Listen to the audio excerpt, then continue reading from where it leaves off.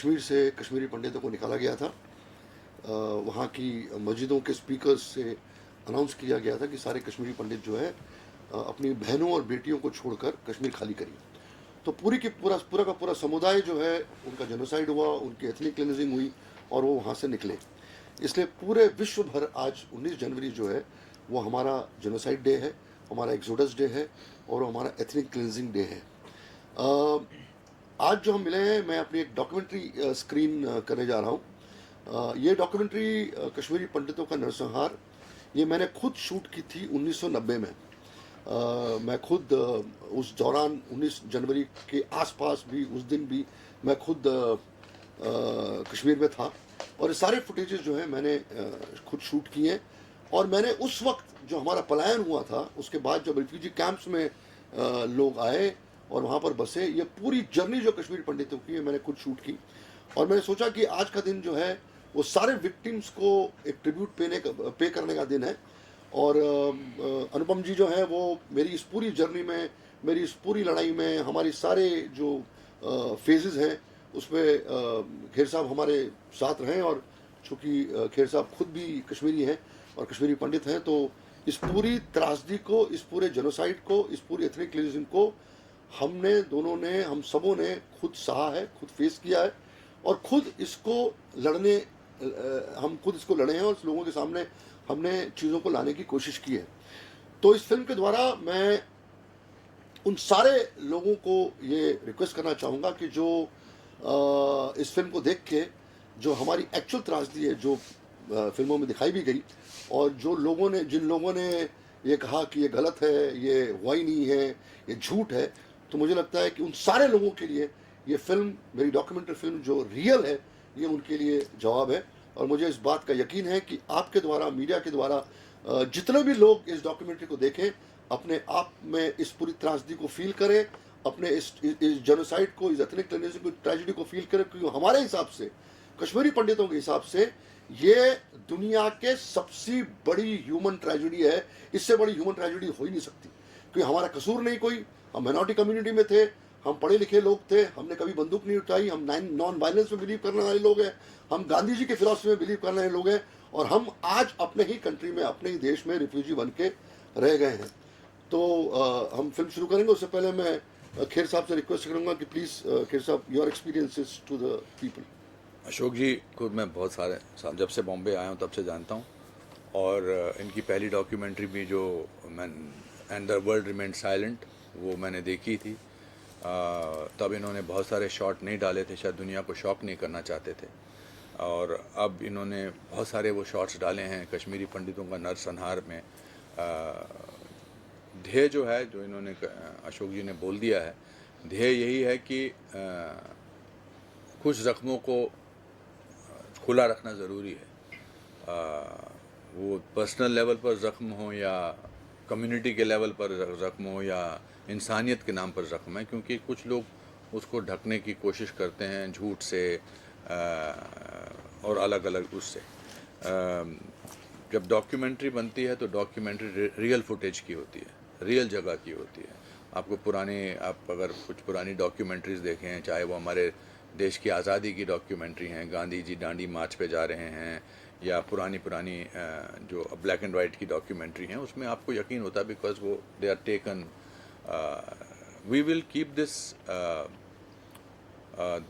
Genocide alive, because इसको इसलिए alive रखना है ताकि ये बाकी दुनिया के किसी और इलाके में इस तरह का जेनोसाइड ना हो। दुनिया के किसी और इलाके में, हिंदुस्तान में तो हो ना हो, बट दुनिया में कहीं भी जहाँ पर अमन परस्त लोग रहते हैं, उनके साथ इस तरह का ना हो।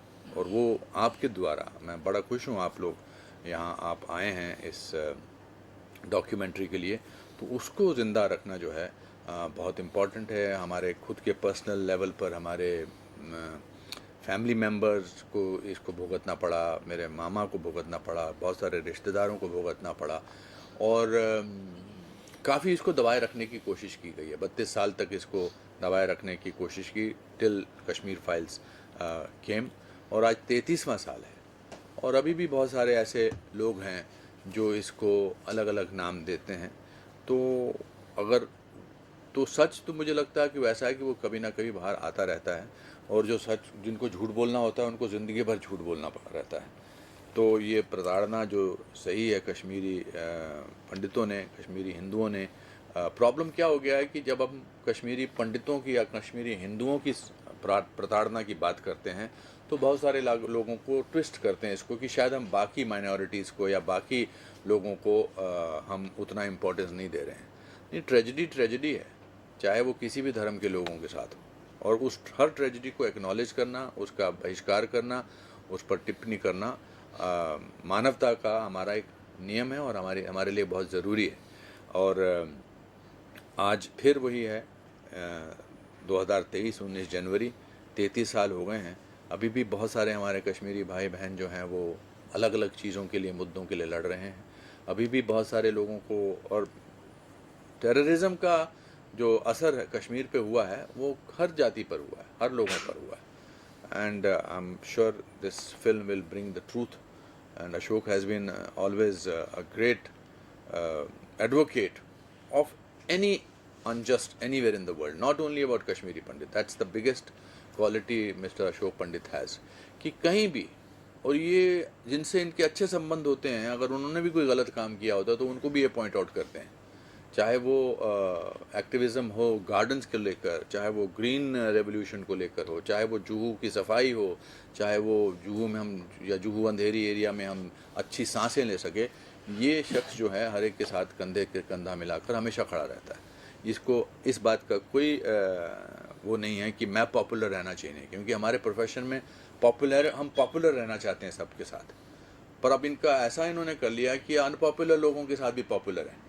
तो which is a great quality. ऐसा इंसान बहुत कम होता है, and we are happy that somebody like him is our friend, is my brother, and I always feel that कोई नहीं होगा तो ये तो साथ में खड़ा ही होगा। तो इसलिए I wish him good luck Ashok ji, और ऐसे ही करते रहिए आप काम, बस। और हम क्या कर सकते हैं, हम तो बोल ही सकते हैं, अच्छी बातें ही बोल सकते हैं, और दिल से बोलते हैं। क्योंकि मेरे दादाजी ने कहा था कि भीगा हुआ आदमी बारिश से नहीं डरता।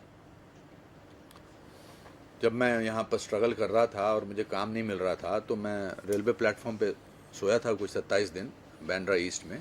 तो मैंने उनको एक ख़त लिखा था, I am diverting, but it's important to tell you कि क्यों हम शायद बेबाक तरीके से बात करते हैं। तो मैंने उनको ख़त लिखा था कि दादाजी, वो कश्मीर में रहते थे, मैंने कहा मैं कहाँ यहाँ फंस गया हूँ, मैं रेलवे प्लेटफॉर्म पे रह रहा हूँ, पढ़ा लिखा एक्टर हूँ, मैं गोल्ड मेडलिस्ट हूँ, और मुझे यहाँ रेलवे स्टेशन पे रहना पड़ रहा है, और 1:30-2 बजे सोना पड़ता है और 4:45 बजे उठना पड़ता है, बिकॉज ट्रेनें शुरू हो जाती हैं, ट्रेनें बंद होती हैं।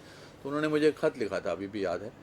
तो उन्होंने लिखा था कि बेटा तू रुक जा वहाँ पर, तू 1.5 साल से वहाँ पर है, तेरे माँ बाप ने बहुत मेहनत की है तुझे यहाँ तक पहुँचाने की, और एक बात याद रख, भीगा हुआ आदमी बारिश से नहीं डरता।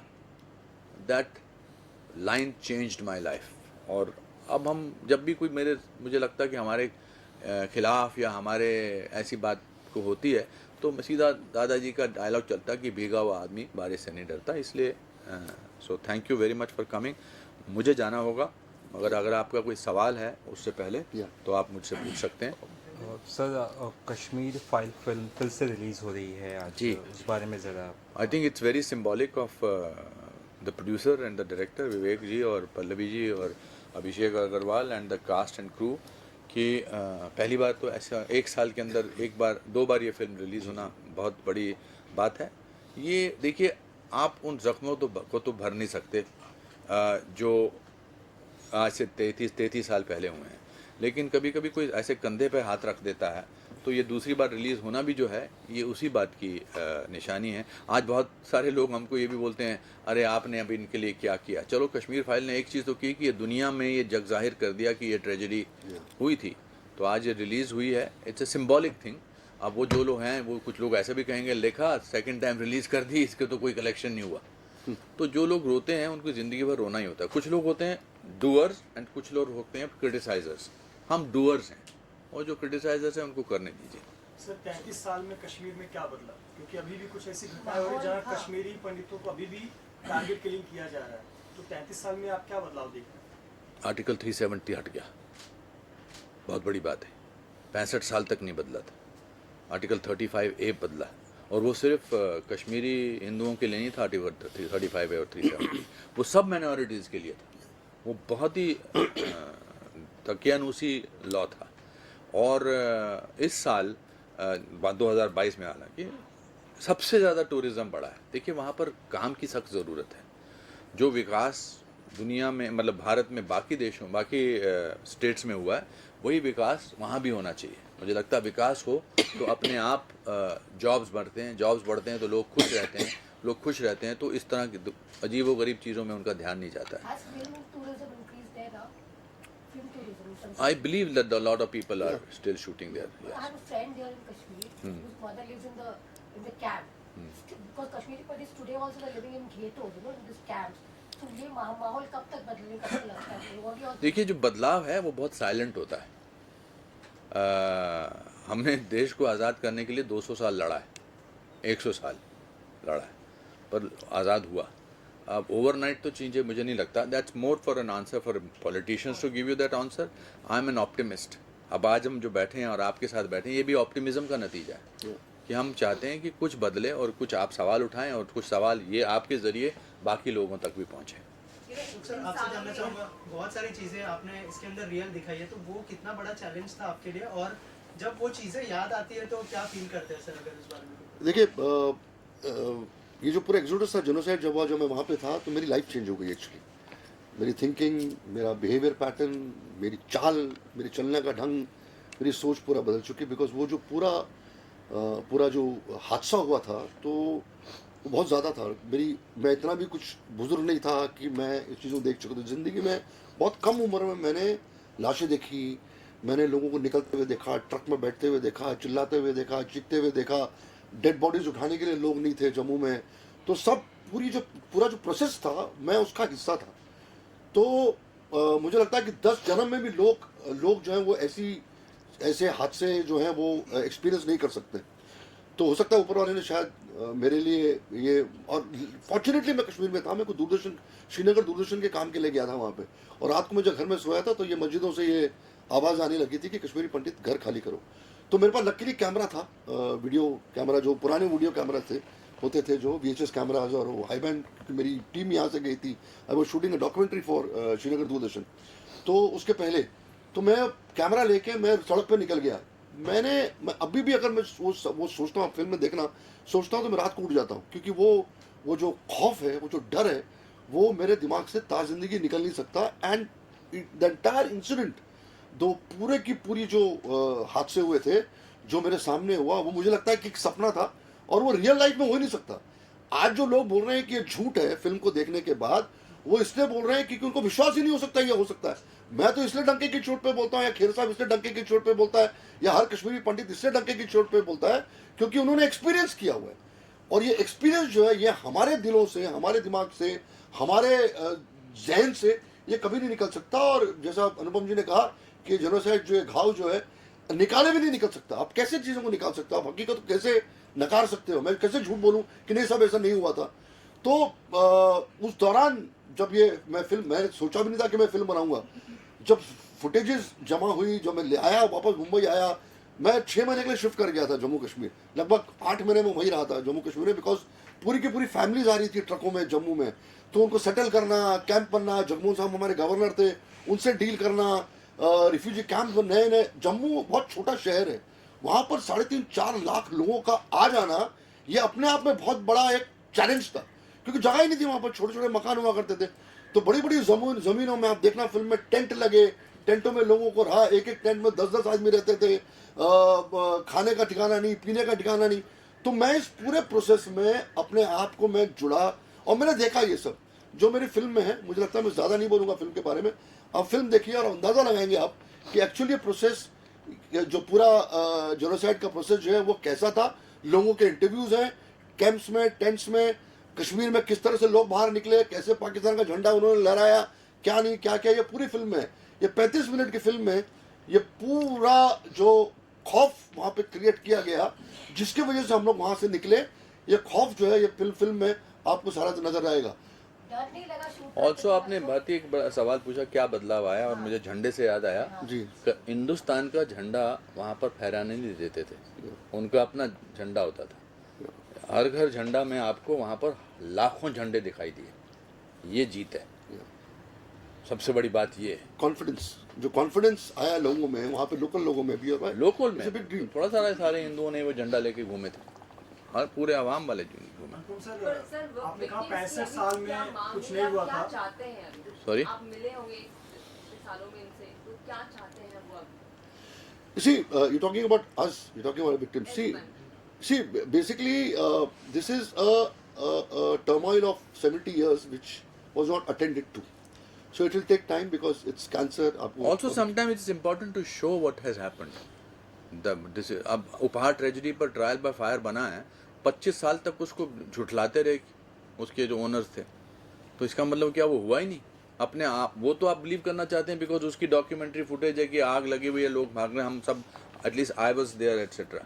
सो समटाइम हम क्या चाहते हैं is not important. Our job as film makers and artist is to show to the world this has happened, that's all. Anupam sir, Rahul Gandhi की भारत जोड़ो यात्रा चल रही है और उसका आखिरी पड़ाव कश्मीर है। कश्मीर में वो बांदीपुरा में जाकर तिरंगा भी लहराएंगे, और दूसरी तरफ वो कह रहे हैं कश्मीर कुछ स्थिति नहीं बदली है और अभी भी टारगेट किलिंग हो रही है। क्या मैसेज, क्या संदेश देना I चाहेंगे? don't किस think तरह से this is again we will shift Yeah. focus to something else Yeah. which is not important. Let's not make it. No, also it's important to continue harping on the tragedy of Kashmiri Hindu genocides. I will not talk about anybody else and let the person hijack about what we are talking about. We have done that for 33 years, not anymore. Yeah. Anupam Kher sir, Kashmir file हो या फिर अब पठान हो, controversies काफी हो रही I'm है। not going to talk about Let's this. talk about this film. I think it's Let's see important. the document.